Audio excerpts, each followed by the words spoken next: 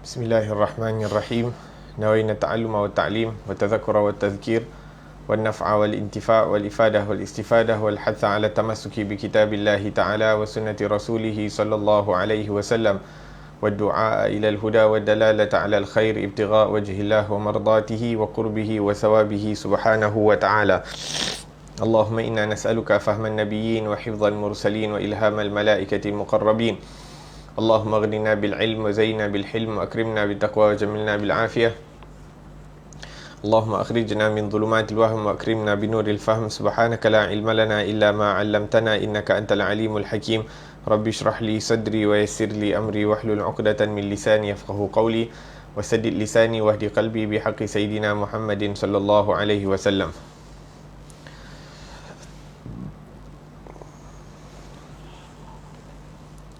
Alhamdulillah wassalatu wassalamu ala Sayyidina Rasulillah wa ala alihi wa ashabihi wa man walah, amma ba'd. Kita masih lagi berada dalam muqaddimah daripada kitab Petunjuk Tariqat ke Jalan Akhirat karangan Al-Imam Al-Habib Abdullah bin Alawi bin Muhammad Al-Haddad.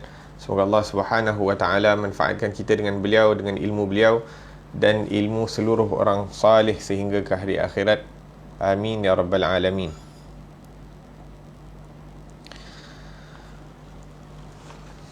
Dari isi hati yang penuh nurani.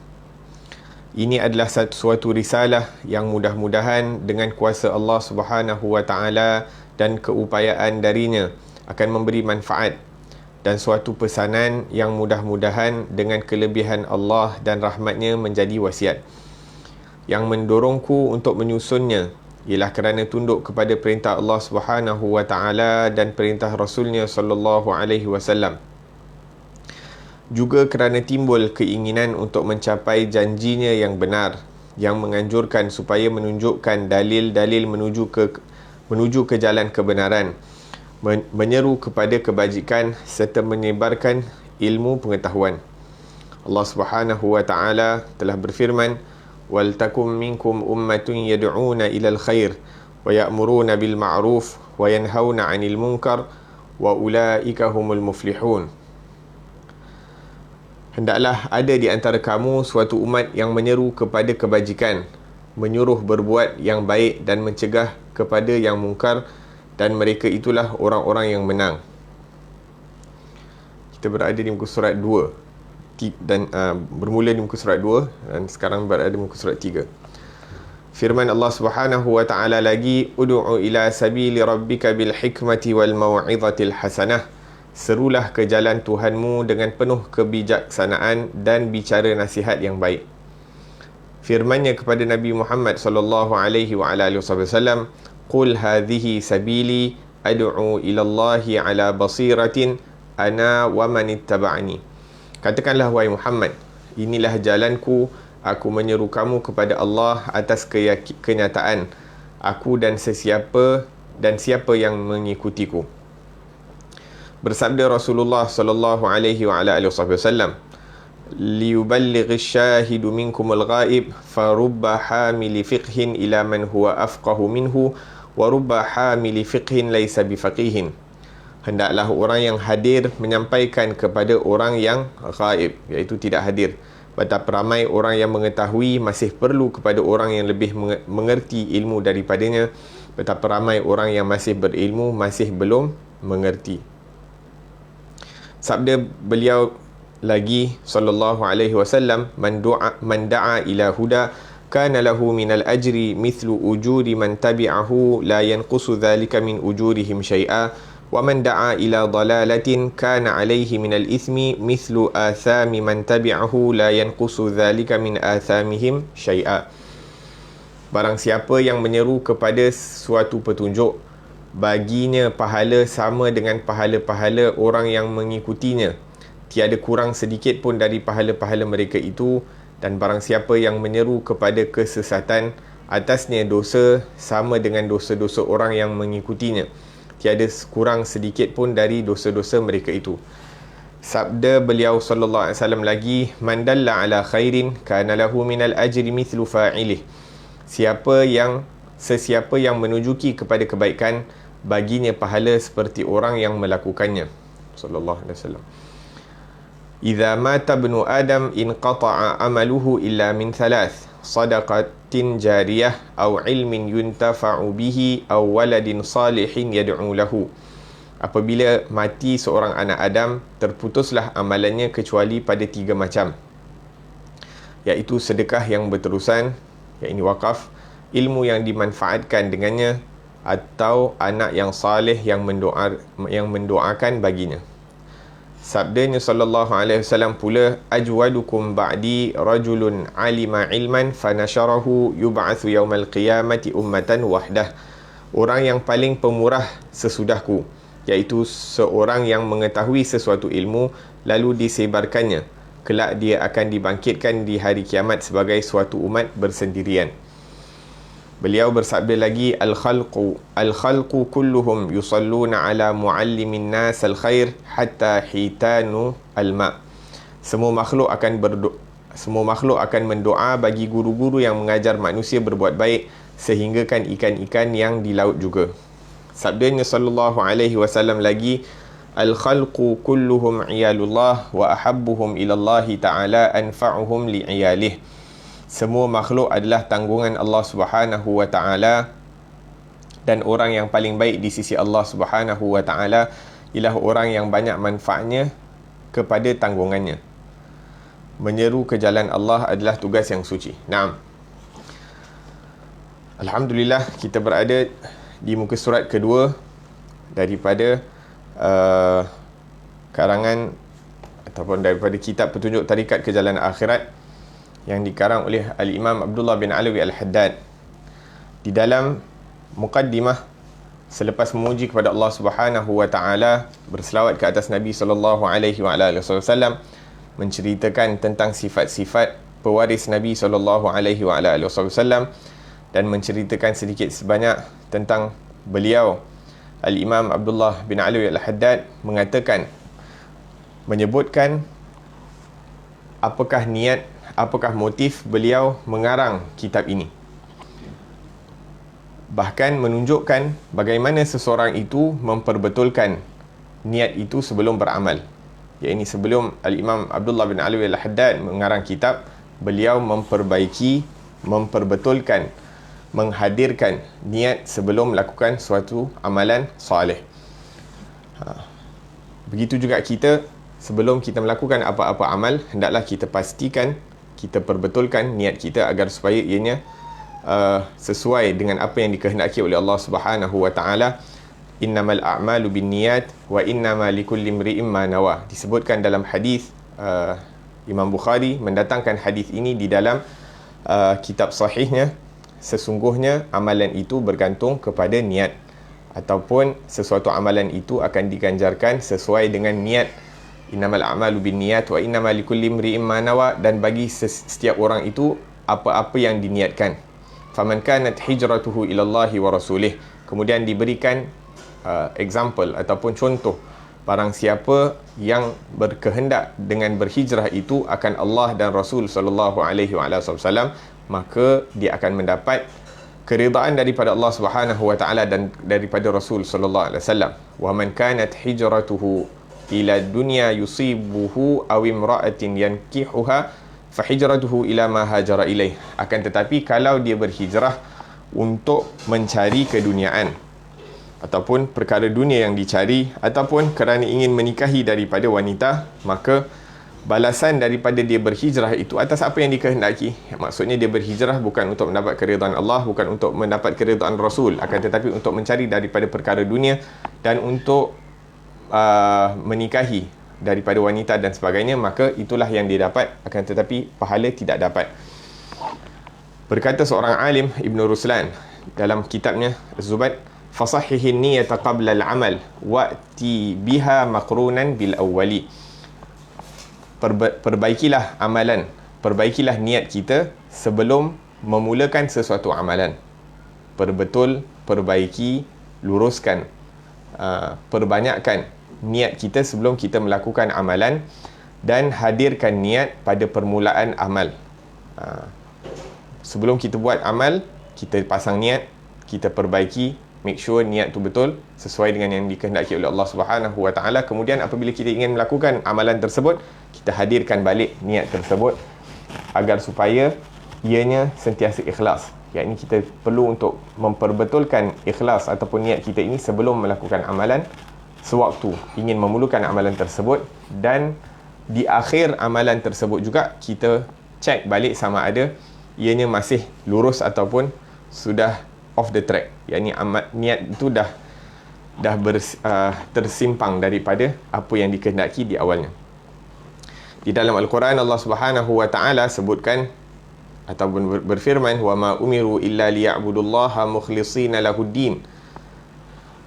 Mereka tidak diperintahkan kecuali untuk beribadah kepada Allah Subhanahu Wa Taala dalam keadaan ikhlas, dan ikhlas itu adalah mengkehendaki Allah Subhanahu Wa Taala, meluruskan, mentauhidkan kehendak kita itu kepada Allah Subhanahu Wa Taala semata-mata. Kalau tidak ada ikhlas dalam sesuatu amalan, maka amalan itu hanya menjadi sebagai satu surah ataupun satu gambaran ibadah yang tidak mempunyai hakikatnya, yang tidak mempunyai kesan pada hati apabila diamalkan. Naam. Dan di sini ulama mengatakan dengan niat ini membezakan amalan-amalan agama, iaitu membezakan antara yang fardu, membezakan antara yang sunat. Bahkan dengan niat juga ianya akan menjadikan perkara-perkara yang mubah, perkara-perkara yang harus itu menjadi suatu perkara yang sunnah ataupun sesuatu yang akan diganjarkan oleh Allah Subhanahu Wa Taala. Disebutkan wa khussa ma yubahu bistiwa'i al-fi'lu wa tarku 'ala as-sawa'i lakin idza nawa li aklihi al-quwa li ta'atillahi lahu ma qad nawa. Hukum perkara mubah itu adalah harus, iaitu melakukan perkara yang mubah itu adalah harus. Maksud harus, yakni sama ada dibuat atau ditinggalkan, iaitu sama. Yakni nak makan pun boleh, tak makan pun boleh, nak tidur pun boleh, tak tidur pun boleh. Itu benda harus. Nak buat boleh, tak buat pun tak apa. Akan tetapi kalau kita buat sesuatu perkara, kita makan dengan niat untuk mentaati perintah Allah Subhanahu Wa Taala. Allah berfirman, kulu washrabu, makan dan minumlah, wala tusrifu, dan jangan membazir, dan sebagainya. Maka kalau kita niat dengan makan ataupun minum itu untuk mentaati perintah Allah Subhanahu Wa Taala, mengikuti daripada sunnahnya Rasul sallallahu alaihi wasallam, Nabi berminum, ikut cara sunnah Rasulullah berminum, doa yang dibacakan oleh Rasulullah sallallahu alaihi wasallam sewaktu berminum. Niatkan dengan minuman itu kita dapat menguatkan tubuh badan, menyegarkan tubuh badan kita untuk mentaati daripada perintah Allah Subhanahu Wa Taala, maka makanan dan minuman yang pada mulanya hukumnya adalah harus menjadi satu perkara yang dianggap sebagai satu ibadah, kerana dengan makan atau minum tersebut kita mentaati daripada perintah Allah Subhanahu Wa Taala. Nah, maka di sini Al-Imam Abdullah bin Alawi Al-Haddad dia mengatakan bahawa niat dia untuk menulis daripada kitab ini yang mendorongku untuk menyusunnya ialah kerana tunduk kepada perintah Allah Taala dan perintah Rasul sallallahu alaihi wasallam. Juga kerana timbul keinginan untuk mencapai janjinya yang benar, yakni Allah Subhanahu Wa Taala menyebutkan di dalam Al-Quran tentang pahala-pahala, kelebihan-kelebihan, ganjaran-ganjaran yang diberikan kepada orang-orang yang menjadi sebab tercapainya ataupun sampai kebaikan kepada orang lain, yang menganjurkan supaya menunjukkan dalil-dalil menuju ke jalan kebenaran, menyeru kepada kebajikan serta menyebarkan ilmu pengetahuan. Yang ini menyebarkan ilmu pengetahuan kepada orang lain ini merupakan satu yang dianjurkan oleh Allah Subhanahu Wa Taala dan kepada Rasul sallallahu alaihi wasallam. La ilaha illallah. Dan Imam Haddad tidak menulis kitab ini untuk menjadi masyhur, bukan untuk dikenali, bukan untuk disanjung, bukan untuk dipuji ataupun bukan untuk mendapat daripada harta dunia. Ini mencari dunia dengan penulisannya. Alhamdulillah, Imam Abdullah bin Alawi Al-Haddad telah meninggalkan kita kurang lebih 300 tahun, dan insya-Allah minggu depan atau 2 minggu lagi Zulqa'dah, yang ini merupakan haul ataupun peringatan kewafatan Al-Imam Abdullah bin Alawi Al-Haddad, yang mana ini walaupun dia telah meninggalkan kita kurang lebih 300 tahun, akan tetapi manfaatnya masih berterusan, namanya masih disebutkan, ilmunya masih diamalkan. penulisannya masih dibaca, bukan hanya di dalam bahasa asal, yakni bahasa Arab, akan tetapi telah diterjemahkan dalam pelbagai bahasa di seluruh dunia. Nah, maka niat apabila ikhlas, maka akan diberikan manfaat oleh Allah Subhanahu wa taala. Naam, bukan hanya dorongan untuk menulis kitab ini diambil daripada hadis dan ayat Al-Quran, bahkan beliau juga letakkan harapan dan doa agar supaya amal perbuatannya ini berterusan hingga ke alam barzakh. Kemudian disebutkan di sini hadis, barang siapa yang menunjukkan kepada kebaikan, maka siapa-siapa yang mengikuti daripada perkara tersebut, dia akan dapat pahala.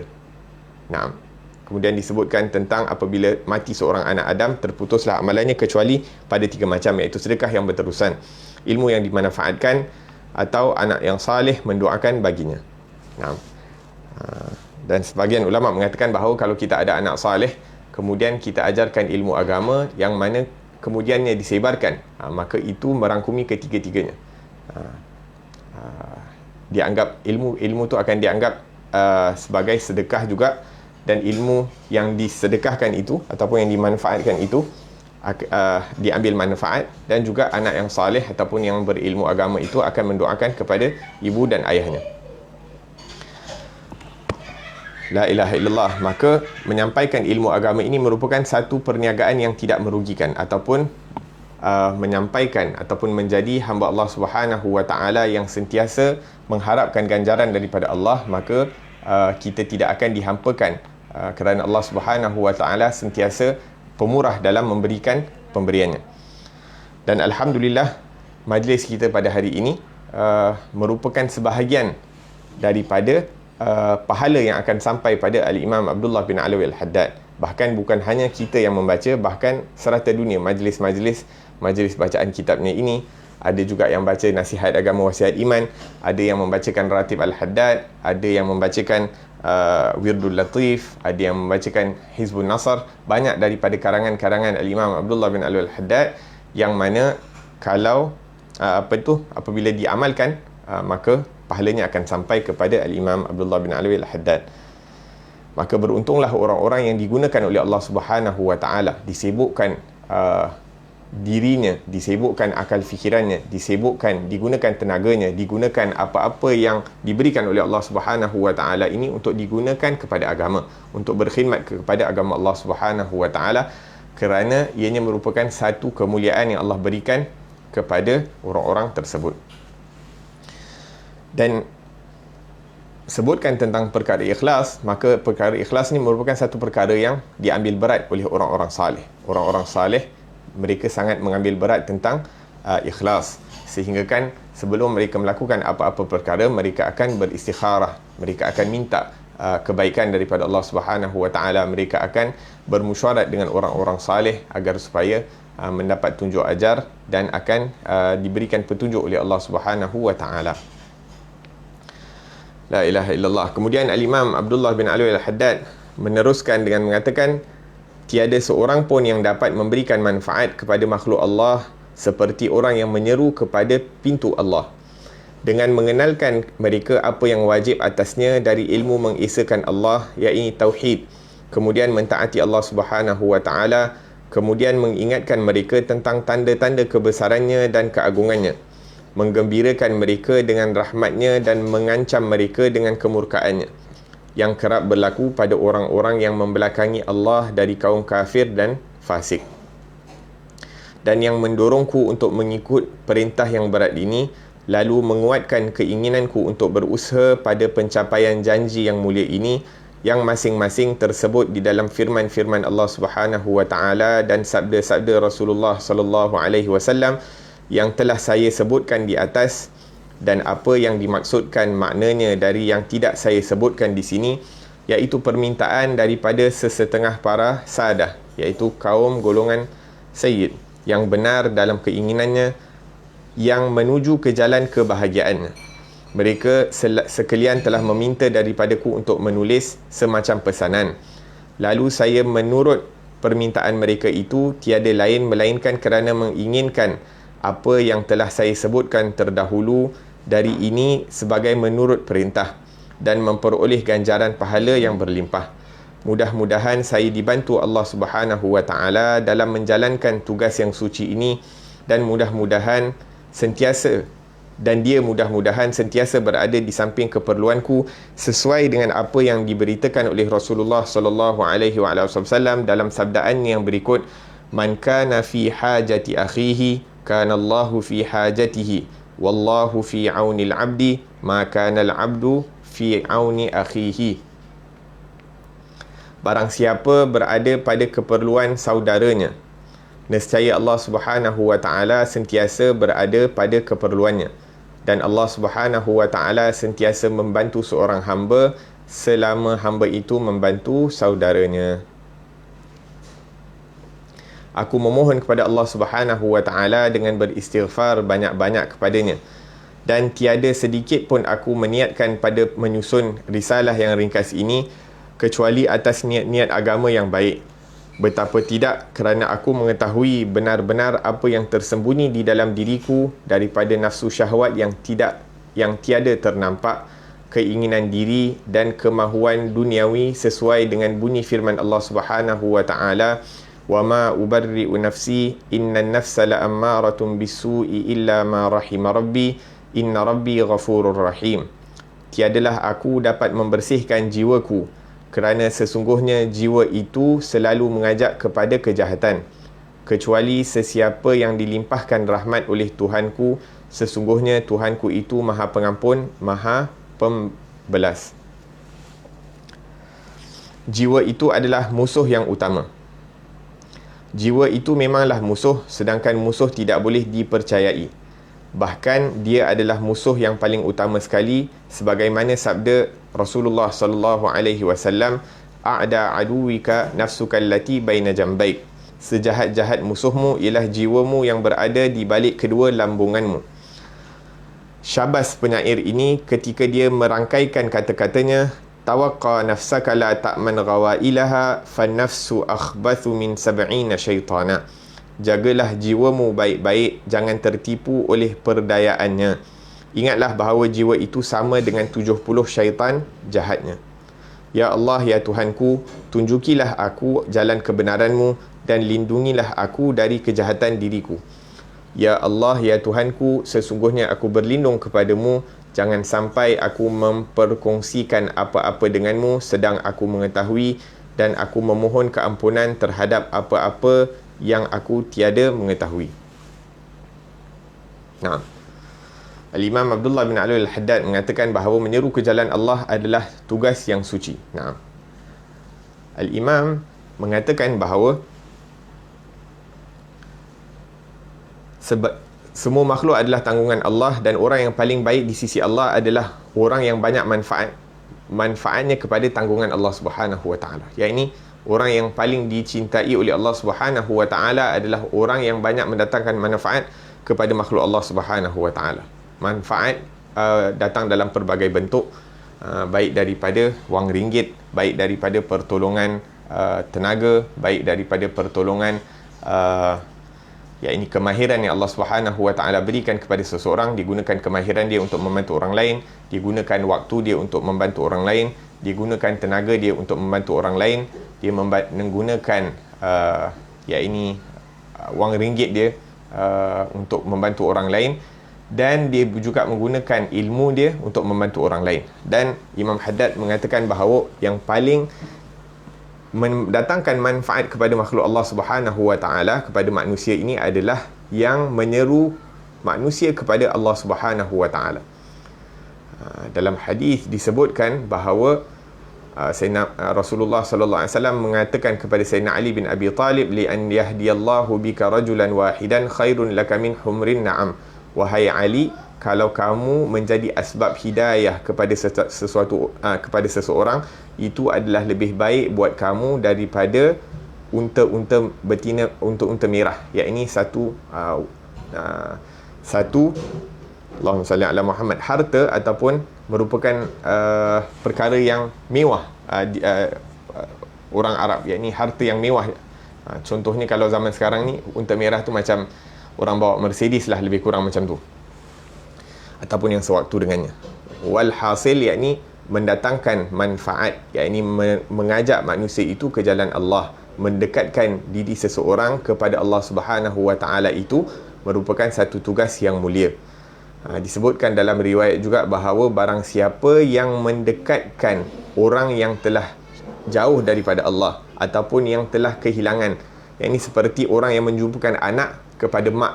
Apabila anak tu kehilangan, dia jumpakan balik kepada mak dia. Begitu juga kalau kita jumpakan hamba Allah kepada Allah Subhanahu wa taala, yang ini kembalikan mereka ke jalan yang benar, maka Allah Subhanahu wa taala akan tuliskan kita ini sebagai hamba-hambanya yang hebat. Katabtuhu jahabidha, yakni orang-orang yang hebat di sisi Allah Subhanahu wa taala, orang yang tinggi darjatnya di sisi Allah Subhanahu wa taala. La ilaha illallah. Naam. Maka antara perkara-perkara yang mendekatkan manusia kepada Allah Subhanahu wa taala adalah untuk mengesahkan Allah Subhanahu wa taala, memperbaiki tauhid kita, kemudian mentaati perintah Allah Subhanahu wa taala, meninggalkan segala larangannya, mengingatkan kepada tanda-tanda kebesaran Allah Subhanahu wa taala, menggembirakan mereka dengan rahmatnya, yakni kita memberi berita gembira, menyampaikan janji-janji Allah Subhanahu wa taala, dan mengancam ataupun memberikan amaran kepada mereka kalau mereka melakukan larangan Allah, maka yang akan mereka dapati adalah kemurkaan daripada Allah Subhanahu wa taala yang kerap berlaku pada orang-orang yang membelakangi Allah dari kaum kafir dan fasik. Kemudian Imam Haddad mengatakan bahawa sebab seterusnya kenapa dia mengarangkan kitab ini adalah kerana memenuhi permintaan seorang yang sangat rapat dengan beliau. Memenuhi permintaan seorang yang sangat rapat dengan beliau, iaitu Al-Habib Ahmad bin Hashim Al-Habshi, dengan harapan apabila dia memenuhi perintah, memenuhi daripada permintaan orang lain, maka dia harapkan dengan perkara tersebut Allah Subhanahu wa taala akan juga memenuhkan permintaan Al-Imam Abdullah bin Alwi Al-Haddad. Dan kita tolong orang lain, Allah akan tolong kita. Begitu juga Imam Haddad mengatakan, aku tulis kitab ini adalah disebabkan memenuhi permintaan sahabatku ataupun saudaraku. Maka dengan itu aku mengharapkan Allah Subhanahu wa taala akan memenuhi daripada permintaanku. Sebab yang kedua adalah untuk memenuhi hak persahabatan. Ya, ini apabila kita bersahabat ada hak-hak yang perlu dipenuhi, yang mana Nabi SAW sebutkan la yashabuthnan, tidak bersahabat dua orang di siang hari ataupun di malam hari, walaupun dalam jangka masa yang pendek, kecuali mereka akan ditanyakan adakah mereka telah menunaikan hak persahabatan tersebut ataupun tidak. Maka di sini Al-Imam Abdullah bin Alwi Al-Haddad menuliskan kitab ini adalah untuk menunaikan hak persahabatan antara beliau dengan Al-Habib Ahmad bin Hashim Al-Habshi. La ilaha illallah. Yang mana di antara hak-hak persahabatan ini adalah untuk menggembirakan orang lain. Yakni bila kita minta pertolongan daripada orang lain, kalau orang tu menunaikan permintaan kita, maka kita akan jadi gembira. Yakni jabrul khatir. Kita gembirakan orang lain, yang mana idkhalus surur ala qalbil mu'min, ini satu perkara yang mulia di sisi Allah Subhanahu wa taala. Menggembirakan hati orang Islam, menggembirakan hati orang yang beriman, apatah lagi menggembirakan hati orang-orang saleh, menggembirakan hati orang-orang alim, menggembirakan hati orang yang mana mereka ini dimuliakan oleh Allah Subhanahu wa taala. Nah, disebutkan dalam athar bahawa seorang yang keluar dari rumahnya untuk memenuhi hajat orang lain. Disebutkan dalam riwayat, orang yang keluar daripada rumah untuk memenuhkan hajat, menunaikan hajat seseorang itu, maka Allah Subhanahu wa taala akan penuhi hajatnya 70 daripada hajat dunia dan 70 daripada hajat akhirat. Walaupun bila dia keluar rumah tu, hajat orang yang dia ingin tunaikan tidak tercapai. Ini dia niat keluar rumah itu untuk nak memenuhi hajat orang lain, tapi along the way tak tersampai hajat tersebut. Yang ini tak komplit lah kiranya. Hajat tersebut tak komplit. Akan tetapi Allah Subhanahu wa taala masih lagi berikan ganjaran, yakni dengan dipenuhi hajat orang yang keluar daripada rumah tersebut itu 70 daripada hajat dunia dan 70 daripada hajat akhirat. Dalam hadis lain disebutkan satu hari Sayyidina Abdullah bin Abbas radhiyallahu anhu sedang beriktikaf di masjidnya Rasulullah sallallahu alaihi wasallam. Kemudian ada satu orang datang untuk minta pertolongan daripada Abdullah bin Abbas. Maka dia pun keluar daripada masjidnya. Kemudian ada orang mengatakan kepada Abdullah bin Abbas, "Wahai saudaranya Rasulullah sallallahu alaihi wasallam, adakah kamu lupa tentang tugas kamu? Yang ini kamu sedang beriktikaf, dan orang yang sedang beriktikaf sepatutnya tidak keluar daripada masjid kecuali atas urusan-urusan yang penting." Maka Abdullah bin Abbas menjawab bahawa aku mendengar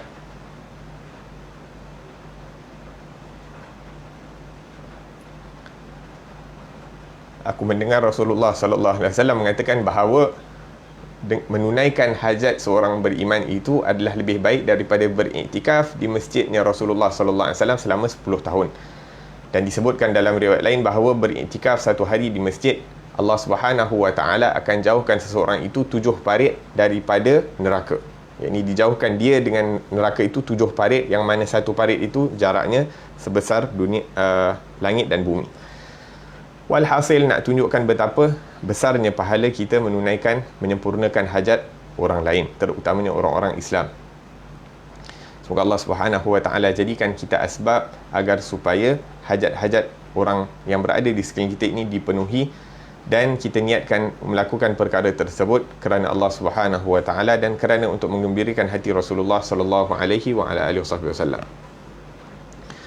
Dalam hadis Qudsi juga disebutkan bahawa ya bani Adam, anfiq unfiq alaik, wahai anak Adam, berinfaklah kamu maka aku akan infak ke atas kamu, ataupun unfiq alaik, kamu berinfak maka akan diinfakkan kepada kamu daripada jalan yang tidak kamu ketahui. Naam, walhasil Allah Subhanahu wa taala suka sifat tolong menolong daripada kalangan hamba-Nya. Kemudian Al-Imam Abdullah bin Alwi Al-Haddad mengatakan bahawa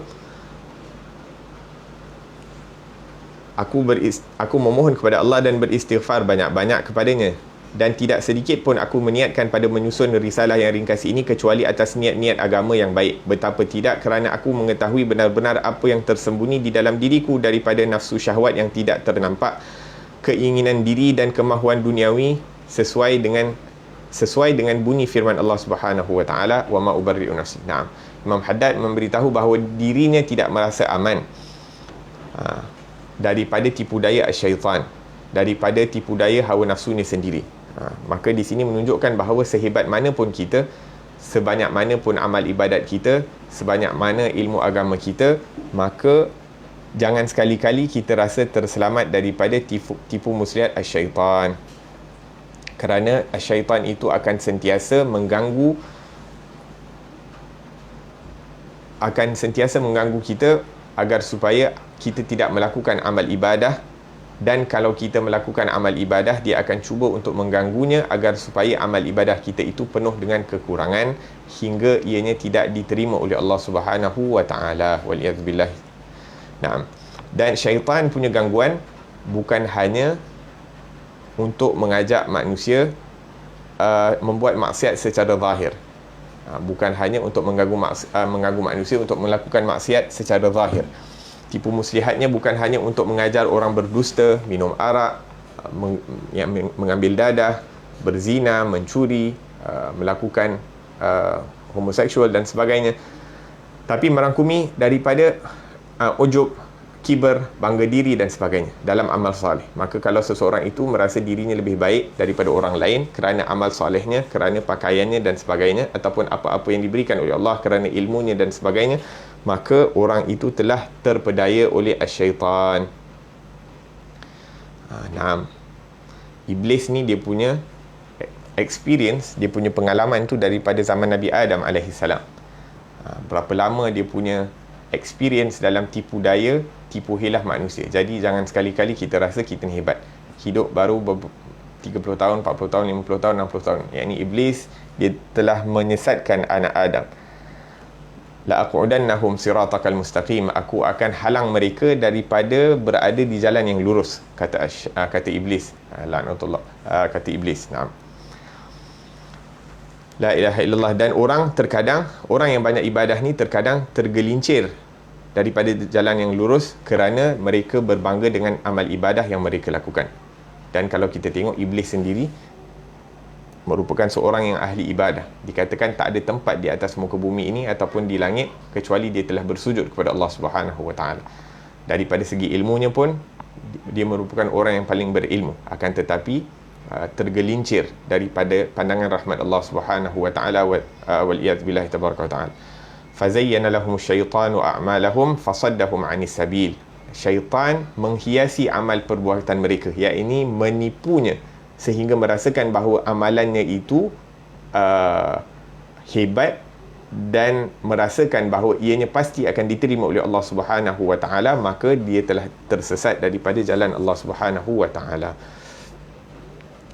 Disebutkan seorang ahli ibadah daripada kalangan Bani Israel. La ilaha illallah. Naam, seorang ahli ibadah ni orang salih. Kemudian ada pula pendosa yang datang untuk berjumpa dengan ahli ibadah ini. Ini daripada kalangan Bani Israel. Satu orang yang banyak ibadah, satu orang yang banyak berbuat dosa.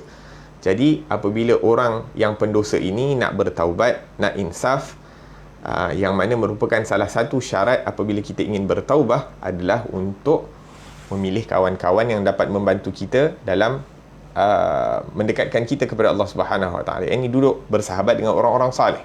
Maka orang yang pendosa ini ingin bertaubat, ingin insaf dan ingin duduk dengan orang-orang saleh. Jadi dia pun mendatangi orang saleh ni. Akan tetapi orang saleh ini yang tertipu dengan amal ibadahnya, dia merasa jijik, merasa yang ini tak layak untuk orang yang berdosa ini, yang banyak melakukan dosa sebelum ini, untuk duduk dengan dia. Jadi bila dia menghalau orang yang banyak dosa ni daripada berada di dalam majlisnya ataupun duduk bersamanya, maka Allah Subhanahu wa taala telah berfirman kepada Nabi di zaman tersebut, Nabi Bani Israel di zaman tersebut, maka mengatakan bahawa katakanlah kepada kedua-dua mereka, iaitu kepada orang yang saleh dan kepada orang yang ingin bertaubat, aku telah hapuskan segala amal perbuatan mereka. Iaitu yang orang saleh tu Allah Subhanahu wa taala dah tolak semua amalan dia, tak terima, dah wipe away, dah padam semua dia punya amal saleh. Dan ada pun orang yang berdosa itu pun Allah Subhanahu wa taala dah ampunkan, dah wipe away, dah padamkan daripada buku catatan. Maka katakan kepada kedua-dua mereka sekarang ni, ibda minal awwal, iaitu dua-dua mula daripada zero, start from scratch. Yang orang saleh ni pun tak ada amal baik dah dalam buku catatan dia, yang orang yang bertaubat ini pun dah kosong dah. Jadi dua-dua sekarang ni berada di darjat yang sama, both same rank. Disebabkan kerana orang saleh ini merasakan diri dia lebih baik ataupun merasakan diri dia lebih mulia di sisi Allah Subhanahu wa taala daripada orang yang banyak melakukan dosa.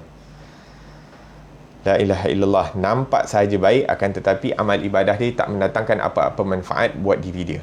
Nampak saja macam melakukan amal ibadah, nampak saja macam dia membaca kitab, nampak saja macam dia solat, nampak saja macam dia hadir majlis ilmu, akan tetapi wali'adzubillah ianya tidak mendatangkan manfaat kerana niat dia dalam menuntut ilmu ataupun melakukan amal soleh itu tidak betul, wali'adzubillah. Nah, jadi orang yang sentiasa sibuk mencari kekurangan diri dia sendiri, seperti yang disebutkan oleh Imam Abdullah bin Alwi al-Haddad. Dia kata apa? Betapa tidak, kerana aku mengetahui benar-benar apa yang tersembunyi dalam diriku. Balil insanu ala nafsihi basir. Setiap manusia tahu kelemahan diri dia, tahu apa yang dia perkatakan, apa yang sedang berjalan, apa dosa-dosa di antara diri dia dengan Allah Subhanahu wa taala. Maka dia sendiri lebih tahu. Jadi kalau orang puji dia kerana orang tak tahu tentang diri dia, akan tapi bila diri dia sendiri tahu tentang keadaan dia, maka dia tidak akan membenarkan apa yang orang cakap tu.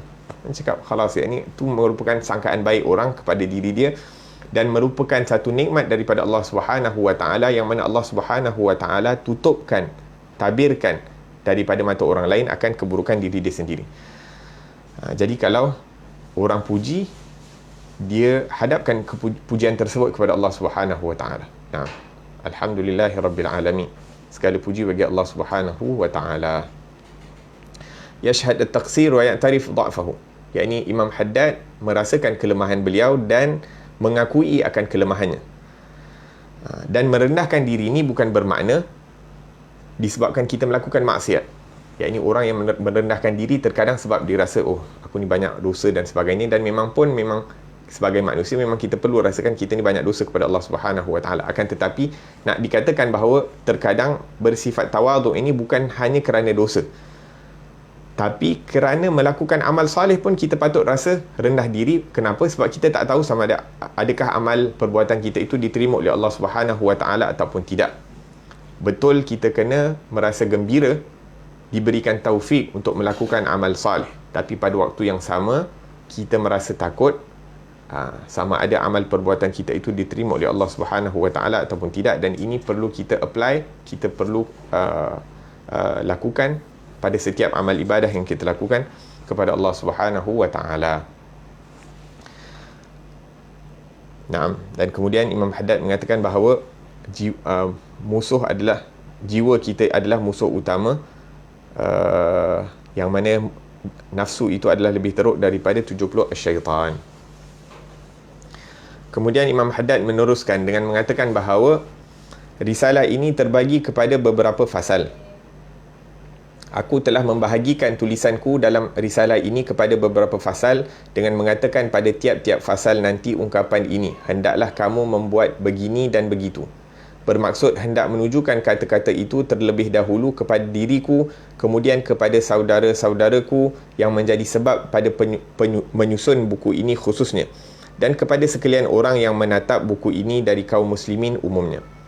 Ungkapan semacam ini tentulah memberi kesan kepada diri setiap orang yang membacanya, dan moga-moga dengan itu insya-Allah Ta'ala aku akan terselamat daripada celaan dan ancaman yang warid dari dalam agama yang ditujukan kepada orang yang mengatakan sesuatu lalu tiada dibuatnya, dan dia mengetahui sesuatu lalu tiada diamalkannya. Dan apabila aku mengatakan kepada diriku hendaklah kamu membuat begini dan begitu, itu menunjukkan bahawa semua amalan itu masih belum aku amalkan sesuai dengan apa yang aku mengetahuinya. Dan sesungguhnya aku masih terus mendorong diriku untuk beramal sesuai dengan apa yang aku serukan itu.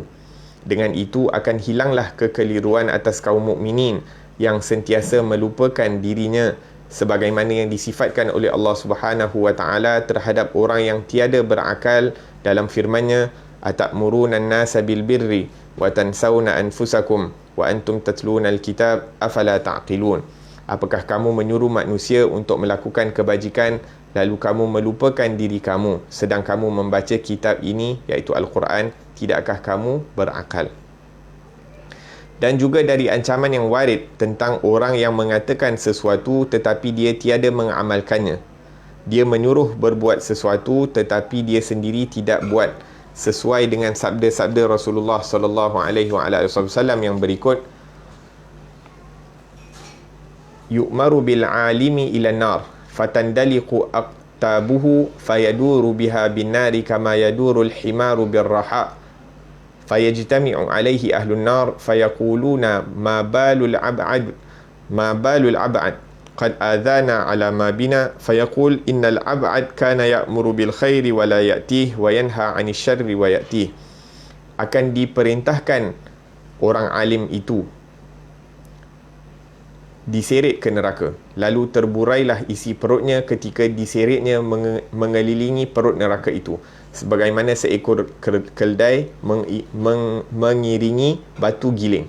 Maka dia dikerumuni penghuni neraka dengan mengatakan, mengapa orang ini datang ke sini untuk mengganggu kami atas siksaan yang kami tanggungi ini? Lalu dia menjawab, orang yang terkutuk ini pernah dahulu menyuruh orang berbuat kebajikan tetapi dia sendiri tidak membuatnya,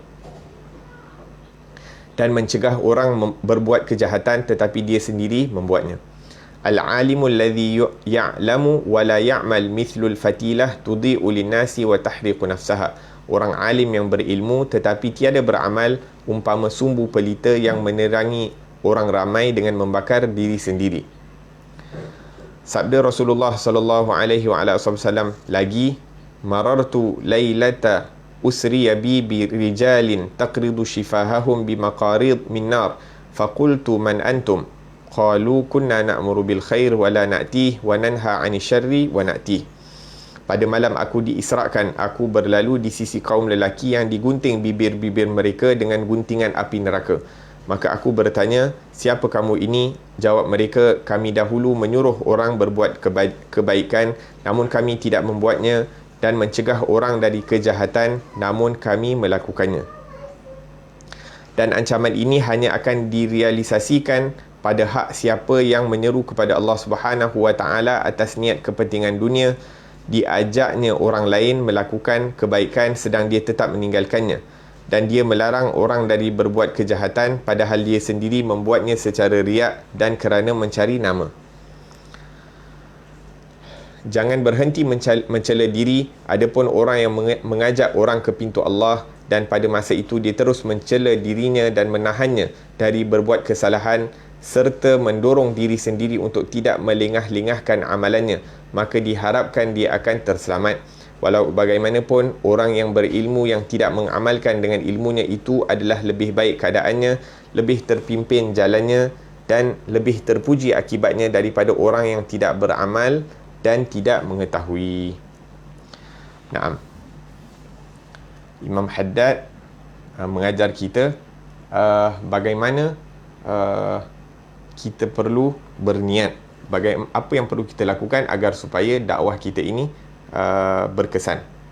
Macam mana nak ada kesan dalam berdakwah, mengajak manusia kepada Allah Subhanahu wa taala. Jadi Imam Haddad mengatakan bahawa tujuan dakwah adalah untuk menasihat diri kamu sendiri sebelum orang lain. Kalau kita berdakwah itu dengan niat untuk memperbaiki diri kita, yang mana telinga kita ni lebih dekat dengan mulut kita, maka kesan itu adalah lebih kuat. Sebab apa? Sebab bila kita cakap tu adalah untuk diri kita, bukan kita nak menasihatkan orang lain. Bila kita cakap tu, kita tujukan percakapan tersebut, perkataan-perkataan tersebut kepada diri kita. Maka kita tidak berburuk sangka kepada orang lain, bahkan kita tujukan setiap daripada perkara tersebut untuk diri kita. Bahkan begitu juga yang perlu untuk kita lakukan apabila kita mendengar daripada syarahan-syarahan dan sebagainya. Kita niatkan bahawa keseluruhan daripada apa yang diperkatakan itu adalah untuk diri kita dan bukan untuk orang lain. Disebutkan satu hari satu orang salih, satu orang alim, dia hadir dalam satu majlis. Ni orang alim, orang salih ni dia hadir dalam satu majlis, satu ceramah agama. Orang salih ni merupakan kebiasaan dia setiap hari dibaca 5 juzuk. Kurang lebih macam itulah, dibaca satu hari 5 juzuk. Tapi bila dia hadir dalam majlis tersebut, disebutkan di dalam majlis tersebut, maka hendak diingatkan agar supaya setiap orang hendak perlu memperbanyakkan daripada bacaan kitabullah dan sebagainya, maka ditujukan perkataan tersebut kepada diri dia. Maka apabila dia balik, dia mengatakan kepada khadim dia, dia kata, "Syuf, tadi kita dengar bahawa kita perlu untuk menambahkan daripada bacaan Al-Quran dalam kehidupan kita, maka insya-Allah daripada hari ini kita akan tambah lagi bacaan kita harian." Walaupun dia dah baca dah satu hari 5 juzuk, mungkin saja ceramah tersebut ataupun nasihat tersebut ditujukan kepada mereka-mereka yang mungkin tak membaca Al-Quran, ataupun sikit bacaan Al-Quran mereka, ataupun baca Al-Quran tanpa menghayati daripada isi kandungan Al-Quran, ataupun bacaan Quran mereka itu kurang daripada pengamalannya. Ini mungkin dia baca tapi tidak beramal. Mungkin dia baca, menghayati tapi tidak beramal. Mungkin dia baca, dia menghayati, dia beramal tapi belum banyak, belum sempurna lagi. Akan tetapi orang salih ni, hatta yang telah banyak amalan mereka, akan tetapi apabila mereka tidak merasakan bahawa amalan itu ada di sisi mereka, seperti mana yang disebutkan di dalam Al-Quran, yarfa'illahu alladhina amanu minkum la ilaihi yas'adul kalimu tayyib wal 'amalu salihu yarfa'u. Yani amalan-amalan salih yang diterima oleh Allah Subhanahu wa taala akan diangkat ke langit. Maka apabila amalan-amalan salih itu diangkat ke langit, maka khalas, orang yang lakukan amalan tersebut rasa macam dia tak ada benda. Sebab apa? Sebab itunya dah diterima. Tapi masalahnya bila amalan-amalan tak diterima, kita akan sentiasa nampak, oh, aku buat tu, aku buat ni, aku semayang, aku pergi masjid, aku sedekah, aku mengajar, aku belajar dan sebagainya. Semua dia nampak. Sebab apa? Sebab amalan tersebut tidak naik kepada Allah Subhanahu wa taala, tidak diterima oleh Allah Subhanahu wa taala. Naam, jadi salah satu tips untuk berjaya dalam berdakwah adalah apabila kita mengatakan sesuatu, kita tujukan kepada diri kita dan bukan kepada orang lain.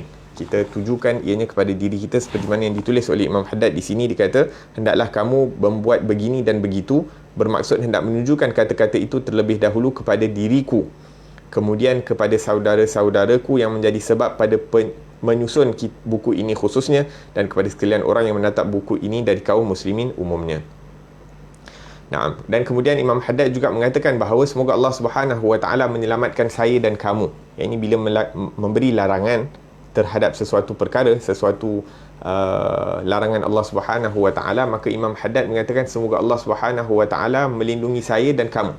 Yang ini tidak merasa selamat. Walaupun Imam Haddad tak melakukan larangan-larangan tersebut, tapi dia tidak merasa aman. Mungkin saja dia boleh tergelincir untuk melakukan perkara-perkara yang dilarang oleh Allah Subhanahu Wa Taala. Jadi dia mendoakan kepada kita semua. Jadi kita, apabila kita baca daripada karangan Imam Haddad ni, seakan-akan kita mendapat doa daripada beliau. Kita mendapat doa daripada orang yang alim, dapat doa daripada orang yang salih. Yang mana ini merupakan salah satu keberkatan ataupun satu kelebihan apabila kita membaca daripada karangan orang-orang salih ni. Mereka banyak mendoa dalam karangan mereka, jadi kita pun mendapat tempias daripada doa-doa mereka yang baik, yang selalunya diterima oleh Allah Subhanahu Wa Taala. La ilaha illallah. Nah, salah satu tipu daya daripada syaitan buat orang alim adalah agar supaya orang alim itu tidak melakukan dakwah ataupun berhenti daripada melakukan dakwah dengan alasan bahawa mereka belum lagi mengamalkan perkara tersebut. Belum lagi mengamalkan perkara tersebut. La ilaha illallah. Jadi itu merupakan satu perkara yang salah. Tipu daya daripada syaitan. Syaitan kata, kau sendiri belum buat, kau nak ajak orang kenapa? Ini merupakan satu tipu daya daripada syaitan. Yang sepatutnya kita lakukan adalah, walaupun kita masih belum lagi mengamalkan daripada perkara tersebut, tetapi menyampaikan bagi pihak Rasulullah sallallahu alaihi wasallam apa yang kita tahu ini adalah satu perkara yang diperintahkan. Balighu anni walau ayah. Sampaikanlah daripada aku walaupun satu ayat. Dan apabila kita sampaikan perkara yang belum kita amalkan, kita niatkan bahawa, ya Allah, aku masih lagi lemah dalam untuk mengamalkan perkara ini, berilah aku kekuatan. Berilah aku kekuatan agar supaya kita satu hari kita akan dapat mengamalkan, walaupun pada waktu tersebut kita belum amalkan perkara tersebut. Dan orang yang berilmu, yang belum lagi mengamalkan ilmu mereka itu, tapi menyampaikan keadaan mereka itu adalah lebih baik daripada orang yang berilmu, tidak beramal dan tidak menyampaikan. Ini orang, dia tahu dia ada ilmu, kemudian dia sampaikan, tapi dia belum amal. Jadi dia buat satu kesalahan. Ini dia belum amal lagi. Tapi orang yang ada ilmu, dia tak sampaikan ataupun tidak beramal dan tidak sampaikan. Jadi dia dah buat dua kesalahan. Jadi keadaan orang yang pertama tadi, dia berilmu dan dia menyampaikan, keadaannya lebih baik daripada orang yang berilmu tapi tidak beramal dan tidak menyampaikan. Walhasil, nak katakan bagaimana seseorang yang mempunyai ilmu agama itu terkadang ditipu juga oleh syaitan, sehingga mereka tidak menyampaikan apa yang diperintahkan. Akan tetapi kesan orang yang berilmu dan beramal dengan amalan mereka, kemudian mereka menyampaikan, kesan apabila orang yang beramal ini menyampaikan, kesan dia lebih kuat daripada orang-orang yang tidak beramal akan tetapi menyampaikan. Dan ayat ini banyak membuatkan orang-orang menangis. Orang-orang salih menangis banyak apabila membaca daripada ayat ini, atamuruna an-nasa bil bir, apakah kamu menyuruh manusia untuk melakukan kebajikan, wa tansawna anfusakum, akan tetapi kamu lupa tentang diri kamu sendiri, sedangkan kamu membaca daripada Alkitab, iaitu Al-Quran, tidakkah kamu berakal? La ilaha illallah.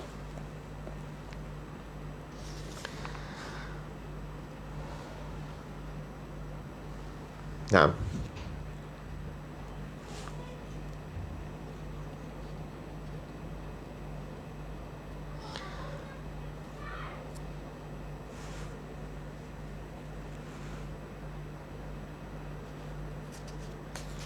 Kemudian Imam Haddad menghabiskan mukaddimahnya dengan mengatakan, barangkali ada orang yang tidak waras akalnya mengatakan, buku-buku yang mengenai agama sudah ada banyak dan kesemuanya sudah lengkap dan mencukupi. Jadi tidak ada faedah lagi untuk menyusun buku baru pada zaman ini. Orang yang mengatakan begitu, meskipun dia benar dalam kata-katanya tadi bahawa buku-buku yang sudah ada memang banyak dan sudah mencukupi, namun dia telah tersalah pada kata-katanya bahawa tidak ada faedah lagi untuk menyusun buku pada zaman ini, kerana hati itu sangat cenderung menurut tabiatnya kepada setiap yang baru. Di samping itu Allah Subhanahu wa taala mengurniakan ulama setiap zaman apa yang bakal memenuhi selera ahli zaman itu. Karangan buku-buku itu selalunya sampai ke tempat-tempat yang jauh dan buku biasanya kekal sehingga sesudah matinya si alim itu, maka akan berhasillah baginya keutamaan menyebarkan ilmu dan dia akan dicatat sebagai seorang guru yang terus berdakwah kepada Allah Subhanahu wa taala dari dalam kuburnya meskipun dia sudah lama meninggal dunia.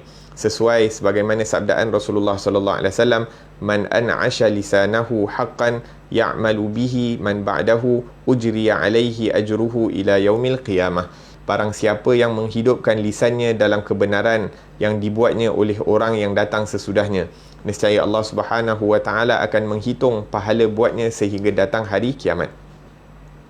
Aku namakan risalah ini dengan judul Risalah Al-Mu'awanah wal-Mudhaharah wal-Mu'azarah lirraghibin minal mu'minin fi suluki tariqil akhirah.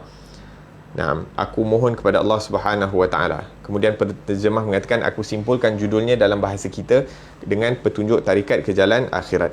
Aku memohon kepada Allah Subhanahu wa taala agar memberikan manfaat bagi diriku dan seluruh kaum mukminin. Amin. Dan dia menjadikan pengumpulanku tentang kandungannya, pengambilan beratku terhadapnya dan dengan penyusunannya sebagai khalis, ikhlas, semata-mata kerana wajahnya yang mulia. Kini sampailah masanya aku memulakan mengarang buku ini dan kepada Allah Subhanahu wa taala aku mohonkan diperbanyakkan taufik. Aku berkata dengan memohon perbantuan daripada Allah Subhanahu wa taala, menyerahkan semua daya upayaku kepadanya dan meminta kepadanya supaya dia memberi taufik kepadaku untuk mencapai yang benar dalam niat dan amalan serta perkataan, kerana sesungguhnya dialah sahaja yang dapat memimpinku dan berkuasa menolongku dan cukuplah dia buatku sebagai sebaik-baik tempat bergantung. La ilaha illallah. La ilaha illallah. Imam Haddad dalam mukaddimahnya yang penuh dengan lemah lembut, dalam mukaddimahnya yang penuh dengan sifat tawadhu', sifat rendah diri, yang mana dalam mukaddimahnya penuh perkataan yang ditulis di dalam ini penuh dengan kasih sayang, penuh dengan pengharapan agar setiap kita yang membacanya akan dapat mengambil manfaat daripada apa yang ditulis, dan betapa tinggi kebergantungannya kepada Allah Subhanahu wa taala untuk mendapatkan ilham dan untuk mendapatkan barakah. Dan ini merupakan asbab untuk mendapat keberkatan daripada Allah Subhanahu wa taala, kebergantungan yang penuh 100% kepada Allah Subhanahu wa taala. Allahumma nazih qulubana ani ta'alluq biman dunak waj'alna min qaumin tuhibbuhum wa yuhibbunak. Ya Allah, bersihkanlah hati kami ini daripada kebergantungan kepada selainmu. Nazih qulubana ani ta'alluq biman dunak waj'alna min qaumin, dan jadilah kami satu kaum ataupun seseorang, satu golongan yang mana yuhibbuhum, yang mana mereka ini mencintakan kamu ya Allah, wa yuhibbunak, ataupun kamu mencintai mereka dan mereka juga mencintai kamu. Amin ya rabbal alamin. La ilaha illallah. Dan inilah yang perlu kita belajar daripada seorang alim sewaktu kita mempelajari daripada seorang alim, dan juga sama ada direct daripada orang tersebut ataupun melalui perantaraan penulisannya. Ya, ini bagaimana kita dapat mempelajari daripada akhlak mereka, bagaimana kita dapat mempelajari daripada adab-adab mereka sewaktu mereka bertutur, sewaktu mereka bermuamalah dengan Allah Subhanahu wa taala, dan adab-adab mereka bersama makhluknya Allah Subhanahu wa taala. Yang mana dengan itu insya-Allah kita akan mendapatkan daripada keberkatan ilmu apabila kita mampu untuk memahami daripada akhlak dan adab yang ditunjukkan ataupun yang diisyaratkan oleh orang-orang salih ini dalam karangan mereka ataupun dalam perbuatan mereka seharian apabila kita dimuliakan untuk dapat mendampingi daripada orang-orang salih.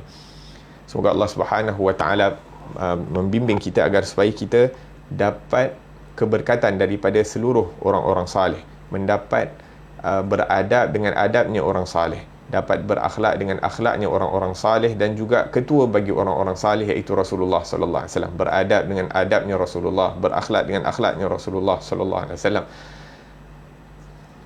Dicahayakan hati kita ini dengan cahayanya Rasulullah sallallahu alaihi wasallam agar supaya mudah untuk kita melakukan ketaatan. Diletakkan kecintaan di dalam hati kita ini untuk melakukan ketaatan, diletakkan kebencian dalam hati kita ini untuk melihat kemungkaran, apatah lagi untuk melakukannya, yang mana dengannya mudah untuk kita mendapat keridaan daripada Allah dan daripada Rasul sallallahu alaihi wasallam. Dan semoga Allah Subhanahu wa taala tambahkan ilmu yang bermanfaat buat kita, manfaatkan dengan ilmu yang telah diberikan kepada kita, yang telah diperdengarkan kepada kita, dan semoga Allah Subhanahu wa taala jadikan kita orang-orang yang banyak mendatangkan manfaat kepada hamba-hamba Allah Subhanahu wa taala dan juga kepada umatnya Rasulullah sallallahu alaihi wasallam keseluruhannya. Amin ya rabbal alamin. Dan semoga Allah Subhanahu wa taala dengan keberkatan majlis ini mengangkat segala wabak penyakit, khususnya COVID-19, dan semoga Allah Subhanahu wa taala lindungi kita dan ahli keluarga kita dan mereka-mereka dan seluruh umat Nabi sallallahu alaihi wasallam di atas muka bumi ini daripada wabak tersebut, dan diberikan kesihatan yang sempurna ataupun diberikan syifa yang sempurna dan segera bagi mereka-mereka yang dijangkiti oleh wabak tersebut. Amin ya rabbal alamin. Wa sallallahu ala sayidina Muhammad wa ala alihi wasallam. Alhamdulillahi rabbil alamin. ربنا انفعنا بما علمتنا رب علمنا الذي ينفعنا رب فقهنا وفقه أهلنا وقرابات لنا في ديننا مع أهل القتر أنثى وذكر رب وفقنا وفقهم لما ترتضي قولا وفعلا كرما وارزق الكل حلالا دائما وأخل أتقياء علما نحظى بالخير ونكفى كل شر ربنا واصلح لنا كل الشؤون وأقر بالرضا منك العيون واقض عنا ربنا كل الديون قبل أن تأتينا رسل المنون واغفر واستر أنت أكرم من ستر وصلاة الله تغشى المصطفى من إلى الحق دعانا والوفى بكتاب فيه للناس شفاء وعلى الآل الكرام الشرفاء وعلى الصحب المصابيح الغرار اللهم اهدنا بهداك واجعلنا ممن يسارع في رضاك ولا تولنا وليا سواك ولا تجعلنا ممن خالف أمرك وعصاك وحسبنا الله ونعم الوكيل ولا حول ولا قوة إلا بالله العلي العظيم وصلى الله على سيدنا محمد وعلى آله وصحبه وسلم والحمد لله رب العالمين والسلام عليكم ورحمة الله وبركاته.